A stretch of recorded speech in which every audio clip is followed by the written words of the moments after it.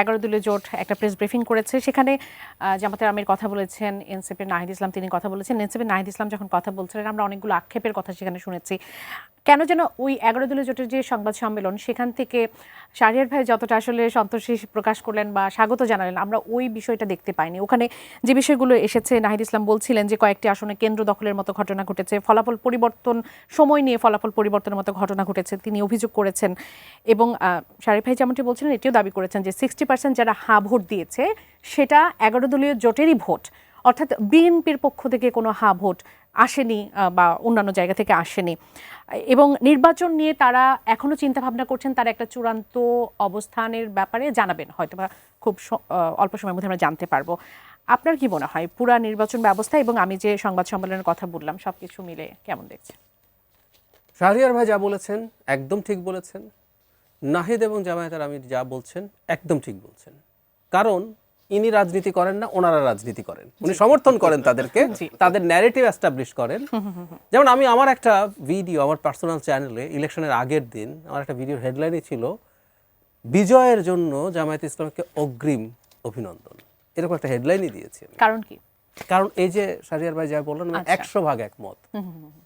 আমি ওখানে স্পষ্টভাবে বলেছি বিএনপি 2/3 মেজরিটি পাবে। আমার কিন্তু প্রেডিকশন আছে, আমার জ্যোতিষবিদ্যা হিসাবে আমাকে আপনি চাইলে আপনি জ্যোতিষী হিসাবে ব্যবহার করতে পারেন। অনেকে অনেক কনফিউজ ছিল, তাই না? অনেকে মনে করছিল ইভেন বিএনপি 151 পায় কেন, ওখানে বলা আছে। কিন্তু আমি ওখানে বলেছি যে আমার সর্বোচ্চ 70 সিট পেতে পারে, এটাও মিলছে দেখুন কম বেশি। আমি এরকম একটা স্ট্যাটাস দিয়েছিলাম গতকাল। আচ্ছা যা হোক, আপনি গতকাল দিয়েছেন, আমি এর আগের দিন দিয়েছি। আচ্ছা, তো তাহলে এই যে যা যা বলেন কথা এগুলোই বলেছি। মানে একটা দল 70-এর মতো সিট পেয়ে যাচ্ছে, তখনও তার ভোটের পার্সেন্টেজ জানি না, অ্যারাউন্ড 40% ভোট পাচ্ছে। শুধু সেটা না, আরেকটা জিনিস যোগ করি, এই দলটা একটা ইলুশন তৈরি করেছে দলটা ক্ষমতায় চলে যেতে পারে। আপনি এটা নিয়েও জিজ্ঞেস করতে চাচ্ছিলেন? হ্যাঁ, খেয়াল করুন, এইগুলো প্রত্যেকটাই দলটার সাকসেস, এই ক্রেডিট তাদেরকে দিতেই হবে আপনাকে। এবং এটা বিরাট বিজয়, এবং সত্যিকার অর্থে বিএনপি তার সাইজের সাথে যে জায়গায় গেছে, উন্নতি যদি বলেন, ডিফারেন্স যদি বলেন, জামাতের ডিফারেন্স পার্সেন্টেজে যদি হিসাব করেন হিউজ। সো এরা জিতেছে। আচ্ছা, এখন নাহিদ ইসলাম বা ডক্টর শফিকুর রহমান কেন এটা বলছেন? ওনারা বলবেন না, কারণটা বলি। মাঠের ক্যাম্পেইনে, নির্বাচনের ক্যাম্পেইনে কিন্তু তারা জিতে যাচ্ছেন।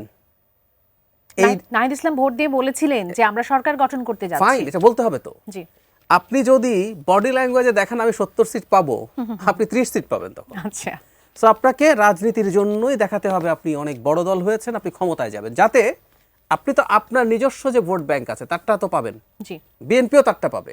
দুই দলই চেষ্টা করে মাঝে যারা আছে সুইং ভোটার বলি আমরা, বা আনডিসাইডেড ভোটার, তার ভোট পাওয়ার জন্য। তো ওদের প্রবণতা থাকে যে দলটা জিতবে তাকে ভোট দেয়া, কারণ তারা মনে করে জেতা পার্টি থেকে যদি এমপি হয় এলাকায় উন্নয়ন হয়। মানে এলাকায় উন্নয়নের কাজ এমপির না, কিন্তু তারা এভাবেই ভাবেন। তো এটা বলার পর এখন বিপদ কি হয় খেয়াল করুন। আপনি বলছেন আপনি ক্ষমতায় চলে যাবেন, সরকার গঠন করবেন, পেয়েছেন অ্যারাউন্ড 70, মানে অর্ধেক বা তার চেয়ে কম সিট। আপনি কি ব্যাখ্যা দেবেন তাহলে? আপনাকে নেতাকর্মীকে ব্যাখ্যা দিতে হবে, আপনাকে ভোটারের সামনে। তাহলে কি দাঁড়ালো? কোথাও কোথাও সমস্যা হয়েছে, এটা হয়েছে, আমরা দেখছি, আমরা করবো কিনা।